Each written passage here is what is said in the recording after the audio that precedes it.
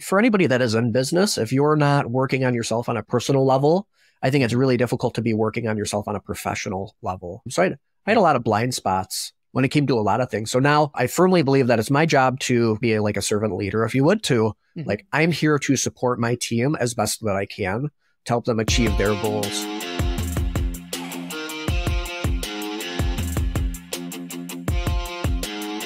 Welcome to the How Leaders Think podcast, a show that transforms you by renewing your mind and giving you new ways to think. I am your host, Kenny Lange, and with me today is the John Hofmann. He is the founder and operations manager of Fusion Marketing. He's one of my people. He is from Detroit, Michigan, along with Eminem. He overcame significant early life challenges to become a seasoned professional with over a decade of experience in marketing and branding. And a decade is, 70 years in marketing years. It's like dog years.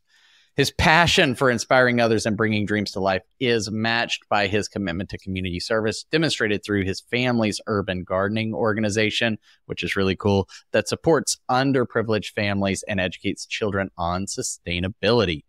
His journey exemplifies resilience, creativity, and the profound impact of giving back. Welcome to the show, John. Hey, man, thank you for having me. Absolutely. It's not every day I get a mohawked friend on the podcast. So I'm glad to have you firmly rooted in the driver's seat there. Yeah, maybe you have to change that, right? I might. I don't know. I'll have to just let people know, hey, I was like, do you have a mohawk? I already got that position filled. You're going to have to find someone else to be friends with. Pre-qualify them? Do that. Tell me, John, what is on your mind? Lately, we're getting into the warmer season. And I've really been thinking about my upbringing. And we won't spend a lot of time on that, but I grew up extremely poor over on the east side of Detroit. Through a series of events, I've gotten to where I am now, right, where I'm comfortable. And having that experience firsthand has like really shaped everything that I do. And over the years, I think it's been like 21 years I've been in business now. It's really like it's shaped the way that I approach things, like the things that are important to me, or my ability to empathize or connect with people, and really seeing that firsthand, like really makes like helping people is at the core of like my entire being. As you mentioned, community garden, that's the big thing that's been eating up all of my time recently. It's grow time now. Last year we did about 1,000 pounds, 1,100. And this year we're going to be shooting for a ton of produce. So 2,000 pounds that we grow, log, and distribute to the most vulnerable in the community. That is phenomenal. It sounds like you're purposed towards being the kind of help that maybe you wish you had when you were growing up. Yeah, for certain. It wasn't until it was recent. So it was maybe like 3 years ago that I really figured this out, like the whole Simon Sinek, like the whole what's your why? And looking back, my background is in alternative nutrition, right? So I opened up a health food store. And I was trying to help people take control of their health.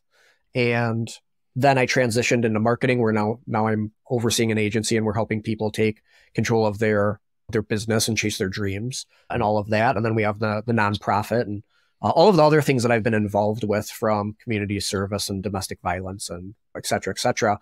I would say yes, like I'm really trying to show up and be there for everybody else, much like I needed. What's always fascinating to me is when people, regardless of age, really, they go through hardships, how do they come out the other side? Or even if it was all stormy and now it's all sunshine, I think that it's not always as polarizing as that. But do they do similar to you and say, I don't want that for anybody else, and I now have insider knowledge of the gaps in systems and accessibility or whatever it is, but other people are like, I just want to focus on never being there again, and I climbed out, and so you can too. You're on your own because no one's coming to help you. That's always fascinating to me, and I'm curious, how have you seen others who maybe you grew up with? Like, what's their lifestyle like now? Are they purpose towards reaching back and extending a hand, or just making sure they don't end up there again? Yeah, so to make sure that I understand your question correctly, for people that have faced hardship, or been at the bottom, are like, does that change their perspective where they want to help others and give back and have a different perception? Or are they still just living in a capitalistic society? They're just a cog in the machine, like moving through it as themselves? Yeah, I would almost maybe boil it down to, were they able to keep their heart soft, or did their heart to where, and I would say you'd fall into that category, to where you didn't let the hard times beat the humanity out of you, so to speak? Or are you seeing that that's rare, and most people, they come through and they become hardened, and they're not really looking for those opportunities to fix systems or processes or create opportunities for other people to get a leg up? Yeah, so I think that I think there's a lot of different layers to that, right? Probably more than we could even dig into today. Yeah. I do know that, like, I'm really jaded in a lot of aspects of my life.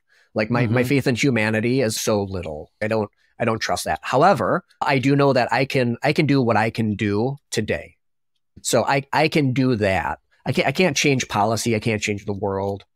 I can't do any of these things, but I can hold the door for somebody. I can smile at somebody or treat a person at the restaurant with respect, right? And I've seen one of my favorite stories was when I used to feed the homeless every weekend over the train station over in Detroit. Just got a facelift. That's been national news. So we used to do it right in front of that. There's a park, and we would feed the homeless every week. And there was a gentleman, I won't name him, and he was strung out on heroin, and he was like bottom of the barrel, and he was coming there in this assembly line of getting food every weekend.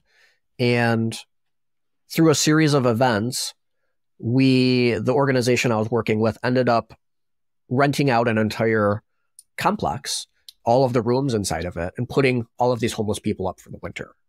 They leaned on the community. They did this. Everybody had someplace warm to go for the season, right? It didn't solve any. It made a difference for a lot of individuals. It didn't fix any of the systematic issues that exist. Right. He ended up going into rehab. He ended up getting a job through like a temp agency or whatever that was. He ended up getting hired in there.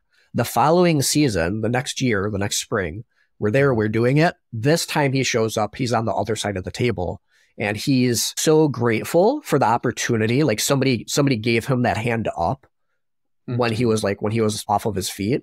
And then he was there every weekend giving back, acting as inspiring everybody else, saying, hey, I was where you are. This is my journey. I'm not better. I'm still struggling. I'm doing all of these things, but I'm here. So I think it depends on, I think it's fair to say that most humans want things to be not terrible. Yeah. I think that's such a small percentile of people I just doom and gloom. I want everything to like get out of my way.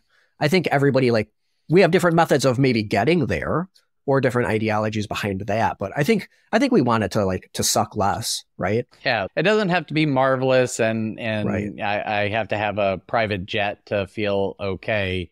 It's just, could this suck a little less? Could I take a next step?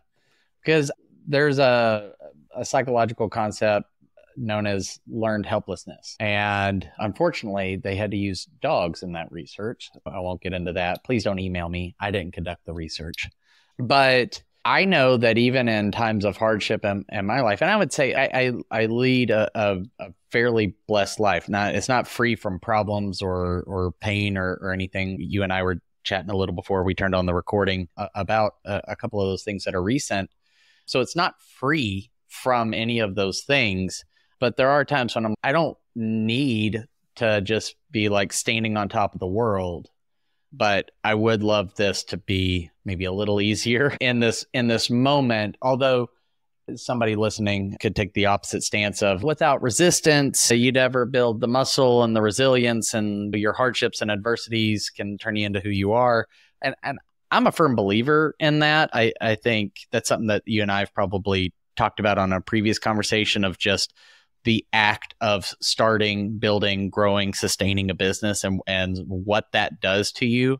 That may also shake your faith in humanity as well. True story. I love the story about that guy. He's just taken his next step it sucks a little less. He's not out of the woods, but maybe seeing someone a few steps ahead may give that person on the side of the table he used to be on just a leg up, or give them hope that they too could make it a little further, make it a little better, make it suck a little less for themselves, that there's opportunities. I'd be curious, as you've done this sort of work for a while, even though 3 years trying to do this, when you said you found your why, that could still be a long time, but it wasn't the first time you thought about it.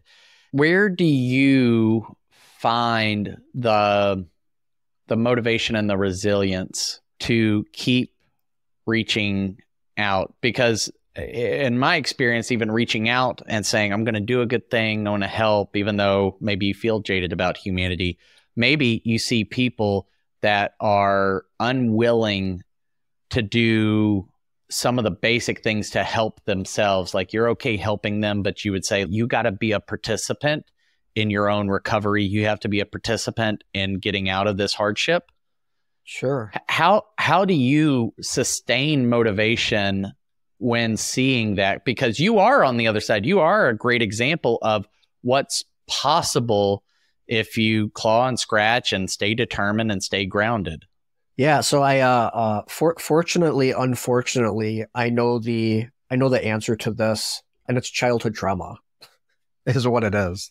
I had a really, really rough time. Both of my parents were alcoholics. I spent a lot of my childhood without running water or electricity. Essentially, I lived in a condemnable house. There was rats and all of that. So I've seen that, right? Like I remember during the winter when there was no heat, taking all of the clothes that I owned and putting them on the blanket to make it heavier so that I would stay warmer at night. Like, it was really messed up, right? Those are rough. I don't want to minimize that experience for myself and all. It was terrible. Yeah. But like that really, like that, I have like so much trauma from that experience. It really fuels, it scared me into wanting to help everybody else never have to do that. If you can think about a parent that has had some sort of, that was bit by a dog, you're going to want to protect your child from dogs. Like, you don't ever want your child to experience that. Right. Yeah. So it kind of scared me into, and I'm not even sure exactly how to articulate that. I think you get what I'm throwing down though. I've seen it. I don't want anybody else to have to see that. Right. It's not an intellectual practice for you to imagine what it's like to do that and what it might be like for a person you desire to help, what they're going through. You can have a visceral experience with that condition. And that has helped motivate you to say, I want to try to take that away if at all possible, if it's within my power. Like you said, maybe not change the world. I love the phrase. I don't know who to attribute it to, but you probably can't change the world, but you could make a dent in the universe. That's all you're trying to do, is make your dent. And that's what I hear you saying is, at least in the universe known as Detroit, Michigan, you can make a dent for some people for as long as you're able and willing. I would be interested in knowing, how has that, taking it out of just the giving back and personal side, bring it into the world of work and being a professional, how has that experience, along with the giving back, how has that informed and shaped your leadership? Yeah, so I was a toxic leader for a long time, right? Like, I was coming from a place of scarcity, and it was rough. Through personal growth, like me growing as an individual, I was able to learn more how to better help and better provide for my staff and my people, my clients. It's a matter of growth. Like, if you are, for anybody that is in business, if you're not working on yourself on a personal level, I think it's really difficult to be working on yourself on a professional level. So I had a lot of blind spots when it came to a lot of things. So now I really try to, like, it's my job. I firmly believe that it's my job to be like a servant leader, if you would, to like, I'm here to support my team as best that I can to help them achieve their goals. Like Gary Vaynerchuk preaches that. There's lots of different personalities that kind of preach that similar content and methodology. Yeah. If I can help you get to where you're going, then we're going to be a team and we're all going to win together. Yeah. I love what you said about, if you're not working on yourself personally, you're skipping a step if you just try to work on yourself professionally. And I was maybe it was this morning, I was having a conversation. Recently, it seems to come up is just growing and developing the whole person, right? There's not a business owner, John, and then husband, John, and then dad, John, and then just community leader, John. It'd be cool if I could take the hats off every once in a while. Right? You could just have a different mohawk for each of those. Different cut. Yeah. Yeah. But it sounds like you really see, I got to develop the whole person and take myself wherever I'm at. That person follows me around. In the wise words of my mother, wherever you go, there you are. Right. And how have you tried to, I guess, two things. One, what helped you turn the corner? You said you early on were a toxic leader, and then you saw, oh, I got to work on these things to become a better leader and have a sustainable, profitable business. So what turned the corner for you? And then how have you passed that on to the people that you lead? Yeah. So my wife was adult diagnosed with autism, right? Mm-hmm. So I don't know if you know a lot about autism, but it's usually diagnoses are for little boys. So women are commonly like the females don't like our testing isn't for them, let alone for an adult. Okay.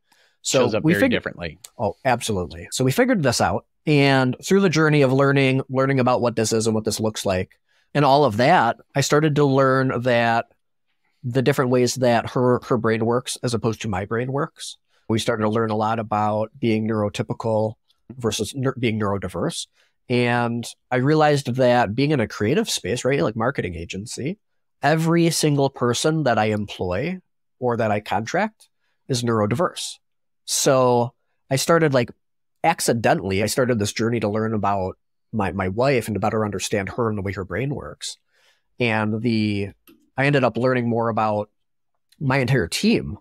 So that's really, it was this eye-opening experience where it can show up the way that I have been showing up for Kenny. And I'm not being the best John or the best support or the best whatever that is for you. But if we just shift some wording or the way that we're approaching some topics or handing projects off to you or whatever that looks like, our check-ins or our huddles, boom, something clicks. Now you're getting what you need in order to be the best Kenny. Yeah. And I don't have the answers. I'm no place finished with this by any means. Sure.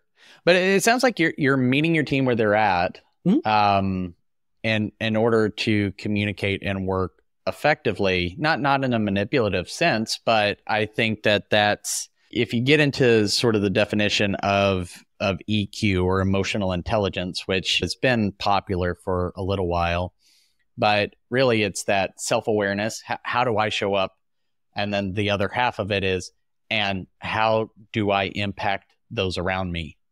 And right. It sounds like you really got some illumination or insight into, oh, the way I'm by default just naturally communicating or saying some things maybe explains some of the friction points I've experienced, and it's not serving these people. And coming from a place of care and concern and compassion for those you lead, you say, I can tweak this about how I communicate, right? Like you held it with an open hand. Like you weren't saying, I'm just me, y'all gonna have to deal with it because I'm the owner, right? Right. Absolutely. How have you seen that beyond increased productivity? How have you seen that affect those you lead? And if you feel comfortable with it, how has that impacted how you have related to your wife? Yeah, well, I mean, having a better understanding of someone or understanding where somebody's coming from, as long as you're doing this from a place of curiosity or willingness to grow, yeah. Like that's real. Like, I don't think that if you meet somebody where they are and you try to have a better understanding of what's going on, like what they're going through or what they're experiencing or how things are working or not working for that matter, I don't think that there's any negative that can really come from that, regardless of who that is. It could be a homeless person on the street. It could be somebody that's in jail or somebody that's on drugs or a drunk driver, like anything, like to understand where they're at, where they're coming from. As long as it's from an open mind, I think that there's something to take away from any type of a deep understanding of people. Mm-hmm. We're so simple and so complex. All at the same time, right? Right. I'm drawn to something you said about just if we come at this from a place of curiosity. And in my agency, when I had it, that was actually, curiosity was one of our core values, because as I tried to dissect, just gaining some self-awareness, like what makes me good at creating marketing strategy and helping people, what's helping. I discovered through a process that curiosity was one of those things. And one of my favorite books by Michael Bungay Stanier, the Coaching Habit, which is phenomenal. He talks about just staying curious a little bit longer. What has helped you stay curious a little bit longer? Because obviously at this point in business, you got more than a decade. So you could almost say, been there, done that, got the t-shirt, like you can and read people well. What helps you stay curious, even though you're well experienced and intelligent? It's problem solving. I would attribute that to part of my personality. I really like debating. I really like challenging opinions.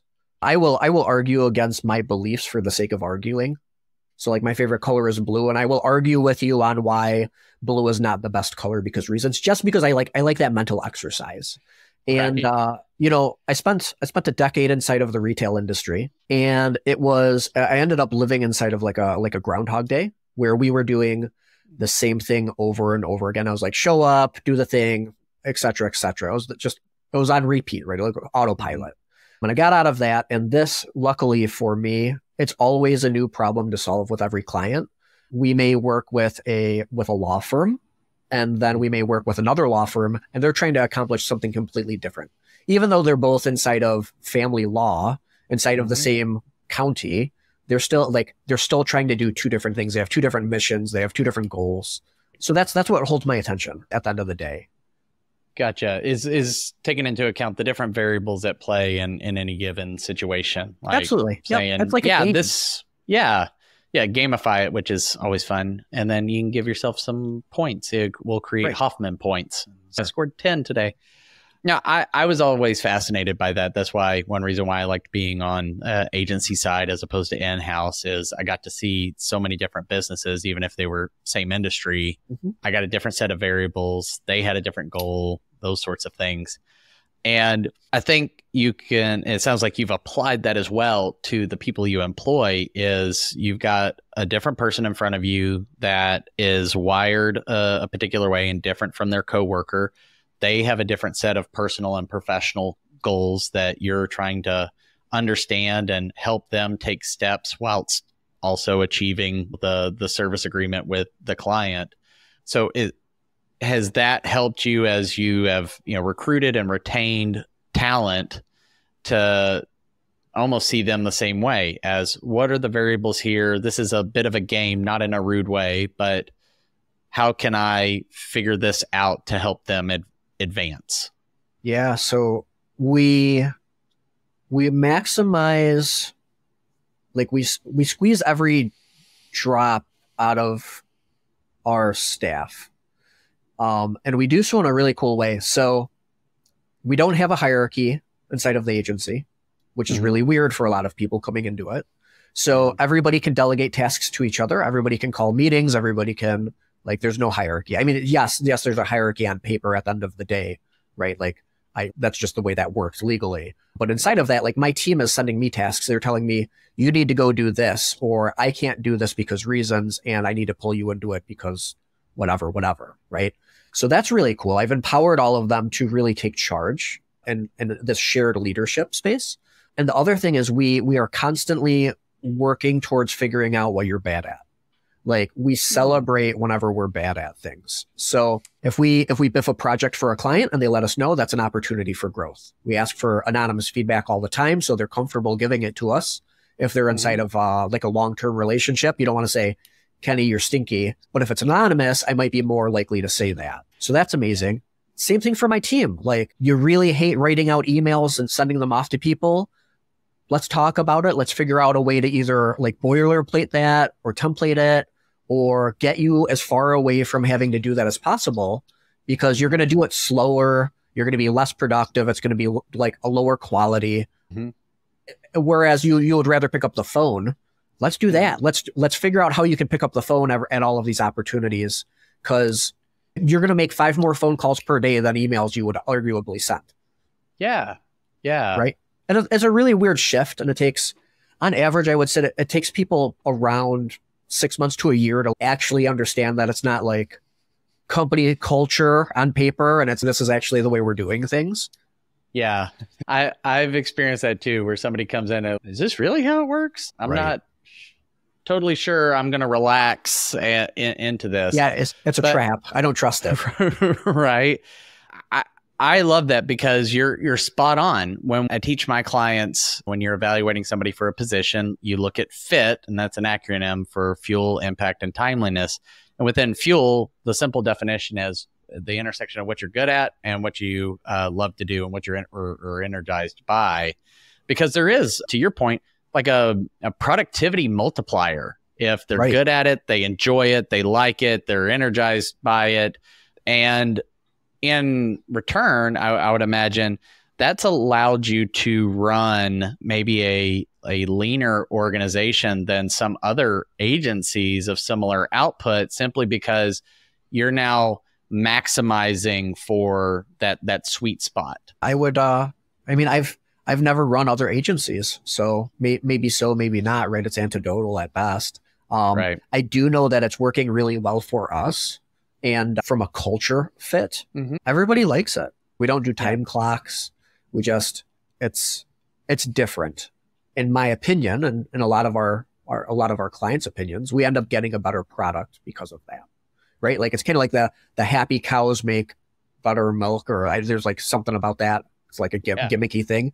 I feel like that kind of applies to this. Like, happy people make better product. Yeah. And I would suspect, and this has been my experience when you're working with creatives and neurodiverse people, is leaning into that really allows their truest, most authentic self, the best version of themselves, to come into their work. Similar to what you were working on for yourself, is you bring your whole self to work, is you're sort of enabling them to do that, instead of the traditional, hey, check your stuff at the door, get this done the way I would have done it, or the way it was written originally, and we're going to take no account for how you're wired. I love like all of the opportunities when I can be wrong. Like, those are the best, right? Because I don't have all the answers, right? Like, I have my experiences. I've done the things that I've done.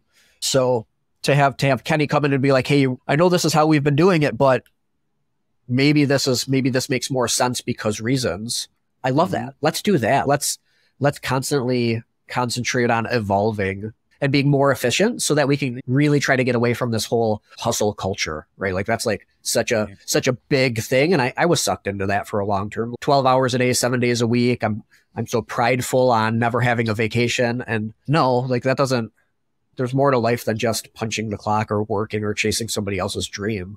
It's almost like, woohoo, I'm headed to an early grave, is some ways, once you finally stop and slow down and look around, you realize that's really what you've been doing. I've been wrestling with some of that myself, because it's easy, especially when you are an owner, is you feel the weight of payroll and responsibility. It's an easy place to float into, because you believe it'll all fall apart if you're not constantly working. Mm-hmm. So if someone's listening to this, a leader, maybe they're an owner, maybe they're just a senior leader, and they say, man, I'd love to work in that environment. I love that, the curiosity, bringing out the best, really figuring out how people are wired, even if they're motivated by just saving money on payroll, because you'll have to hire less people. Obviously, you've been able to explain it in roughly 30 minutes, but that you didn't get here overnight. What would you tell someone who wants to move in that direction to do? They want their version of that in their company, and they want to take a step there. They're not going to get there overnight, but they want to take a step there. What would you advise them to do as that first baby step that is something that could be done in the next 24 hours? depending on the size of whatever your structure is for your company. So we'll just assume that you have in-house employees. I would schedule meetings with them, with all of your staff, one-on-one meetings, and ask them how they're doing. It's not, you have friends and you have family members, right? Like you have people that you care about and you have people that care about you. Why are the people that work for you or the people that you employ or manage, why are they any different? Right. And maybe you need to do some soul searching and dig into that. Maybe it's from a place of scarcity. Maybe it's from a place of toxic leadership that has been just projected on you for however long. Right. I don't know, but I think that's just check in with people. Like, we're all humans, and I don't think that we were made to work. I don't think that's our purpose, is to go and punch a clock and make widgets and then die. But also also, I think that people like to have meaningful work. People like being engaged. People like being a part of something bigger than themselves. And I guess case in point, we're attracted to community, right? Look at organized religion, look at political parties, look at college alumni, look at friend groups, right? From high school or college. People like people. Right.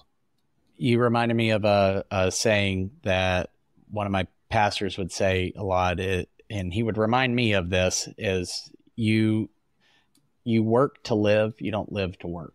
Do you think that is true for a lot of people? I don't think most people can accept that. That's hard. It is. It's almost a daily battle for me to stay in that place. So I don't say that as, oh, that's a cute little thing that you just flick it out there, put it on a poster, and suddenly you're magically better. Like, that's tough when I wake up and I see a wife and 5 kids that all have different needs, and we got to eat and do this and go to school. And it sometimes feels like I'm living to work. And occasionally I get a break from work to go enjoy 30 minutes of something, and then it's right back to the grind. But I personally believe that is not how we're wired and engineered, is to be a unit of productivity. I don't think so either. And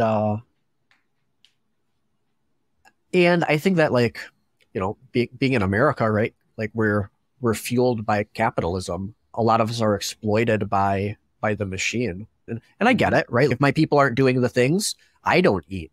So that's just the way that it works in this type of a society. I think we need to, I think it's important to check in with yourself. Like, why are you doing the things that you're doing? And check in with the people that you care about, or like you said, you have the kids and your family that you're trying to take care of. So you're doing that. So if you'll work on a Saturday because you're trying to give them these things, check in with them. Make sure the problems you're trying to solve are actual problems for them, and not just something that you've concluded. I was guilty of that for a long time. Like, I guarantee you, when you are old and your kids are grown, they're never going to say, I wish we had the new phone or the new video game system or whatever it is. It's going to be, you remember when we played catch? Do you remember when whatever, and I forgot my lines in the school play?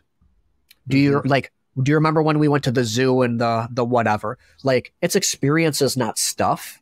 And myself, and probably you and anybody listening to this, I think it's easy to get caught up in I need to do the thing to collect the coins so I can go buy the boxes of crap nobody cares about or remembers. When in reality, you're treating those times with your children, that Halloween or that Sunday or whatever it is, right? Yeah. I would drop a mic if it weren't so expensive to replace. That was well said. John, I'm sure that we have many more topics that we can cover. Well, maybe we need to spin up a mini series. But if somebody wants to know more about you, your agency, the community work you're doing in the Detroit area or anything else, where would you send them? How can they connect with you? Yeah, Fusion Marketing. We're on all of the social media platforms. We're based in Detroit, Michigan. You can find us at fusionmarketing.com. I like connecting with people on LinkedIn so that they can see all of my short form video and my rants. And it's fun for that. I'm very authentic, and I cuss a lot, unlike on here. But so there's that. And as far as the community garden goes, it is a registered 501c3. We are currently serving the Macomb metro area right outside of Detroit, Michigan. And if somebody wanted to, if they were moved to, say, make a donation or something like that, they can do that from the website. That is urbanseed.info. And we share weekly updates for anybody that wants to follow along or learn about gardening or urban agriculture. They can do that through Facebook. And again, that's going to be Urban Seed. Okay. We will link all of that up in the show notes. So if anybody was really interested or moved to donate, which I hope you are, go check out those links, visit. And then if you have any questions, obviously you got multiple ways to go and connect with John. Thank you so much for being a guest today. I hope to have you back in the future. If for any reason you got, and I'm not saying that like I'd be mystified, if you got value from this conversation, and Lord knows there were plenty of opportunities for you to, or any of the other episodes, I would be grateful for you to rate, review, subscribe, whatever the button and the thing and the stuff is on the platform you're consuming this. I would be grateful not just for the feedback, because I'm always looking to improve and make this a value to you, the listener, but also get it in front of more people. This may be a free, low-cost way for you to impact another leader's journey by helping them hear the conversation they need to hear to unlock their next step. So that's an easy way to pay it forward. But until next time, remember, change the way you think, you'll change the way you lead. We'll see you.